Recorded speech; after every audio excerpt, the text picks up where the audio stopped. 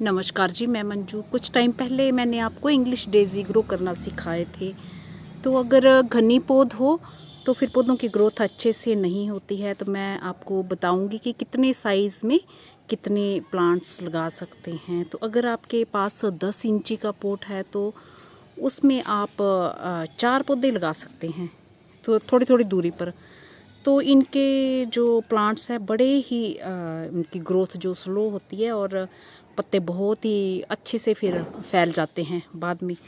तो 4 पौधे आप इनके रख सकते हैं।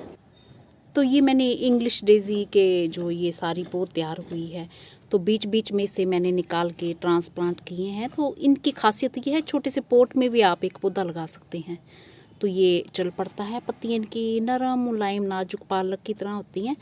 तेज़ धूप में इन्हें नहीं रखना है और डायरेक्ट सनलाइट में, जैसे छनती हुई कोई 3-1 घंटे की, 3 या 4 घंटे की सुबह की धूप इन्हें मिल जाए तो वो काफ़ी है। अगर तेज़ धूप में खुले में अगर पूरा टाइम इन्हें रखते हैं तो ये फिर पत्तियां जो हैं पीली पड़ने लगती हैं। तो ये कोई कोई पौधे जैसे ये निकल आया है, ये निकल आए हैं ये पिटूनिया के, ये बीच में, बाकी सारी पौध ये सब बड़ी जो बास्केट है ये मेरी इंग्लिश डेज़ी की है। तो इतने घने प्लांट्स भी ये अच्छी ग्रोथ नहीं होगी, इसलिए हमें बीच बीच में से निकालने हैं। तो अगर आप छोटे छोटे पॉट में ग्रो करना चाहते हैं, ट्रांसप्लांट करना चाहते हैं, तो ये देखिए छोटा सा पॉट, ये इतना सा, तो इसमें एक पौधा आप लगा सकते हैं। और अगर आपके पास एक साथ लगाने का कोई वो नहीं है, आपको मिल नहीं रहे हैं, पॉट्स नहीं मिल रहे हैं, तो आप अपनी सुविधा अनुसार फिर बीच बीच से चुन के इसी छोटे से पॉट में 2 या 3 लगा सकते हैं।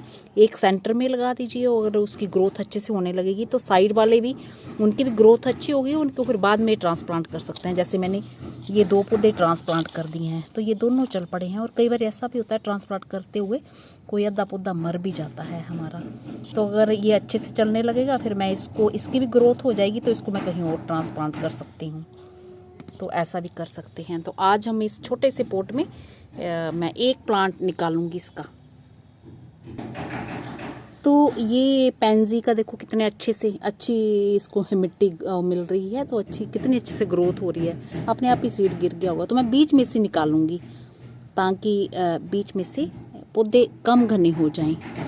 और ये एक प्लांट जैसे मैंने सिखाया हुआ कैसे मैंने इसको गिल्ला कर लिया, मिट्टी को भी पानी फेंका है इस पर और सुबह भी दिया था अभी निकालने से पहले। और धीरे से जड़ को नीचे से पकड़ के स्टेम से और धीरे से इसको खींचना है, तो ताकि जड़ हमारे, ये देखिए गिल्ली मिट्टी थी तो ऐसे आ गई हमारी पूरी, ये देख पा रहे हैं।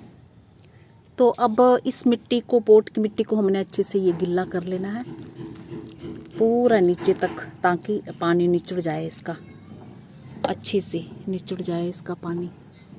और फिर सेंटर में हम लगाएंगे इसको गड्ढा करके। तो ये देखो पानी नीचे बैठ गया है और मिट्टी इसको जो है हल्की मॉइस्ट मिट्टी ही पसंद आती है। बस ऐसे जड़ लेके, ये जैसे मैंने बताया कि गड्ढे में ऊपर से ऐसे लहराना है और मिट्टी फिर ये दे देनी है साइड साइड में। और अब हम इसे छाया वाली जगह में रख देंगे। साइड से हमने ऐसे दबा दिए, चाहे उंगली से आप दबा दो, 2 उंगलियों से ऐसे दबा दो, ये साइड है ताकि जड़ भी हमारी खराब है। तो ये हमारा पौधा लग गया और फिर इसी में जब न्यू ग्रोथ होगी, हाँ ये भी हो सकता है जब कई बार इन्हें शौक लगता है तो ये पीले पत्ते हो जाते हैं पूरे, ये जो इसके पत्ते हैं ना ये सब पीले हो जाएंगे, पर बीच में से जो न्यू ग्रोथ निकलेगी वो ग्रीन कलर की होती है। तो पीले हो जाएं तो घबराने की ज़रूरत नहीं है। कई बार नहीं भी होते हैं ये, क्योंकि खींच के निकाले गए हैं, ये भी खींच के निकाले गए हैं, ये तो हुए नहीं है। हाँ इसका एक जो पत्ता ये पीले 2 दिख रहे हैं, ये तो शौक के कारण ये हो जाते हैं। बस ये हमारा लग गया। और अब प्लांट को उठा के मैंने छाया वाली जगह में रख दिया है। तो ये मैंने नेस्टेशियम का दिखाया था ना, 1-2 दिन में खिलने वाले हैं।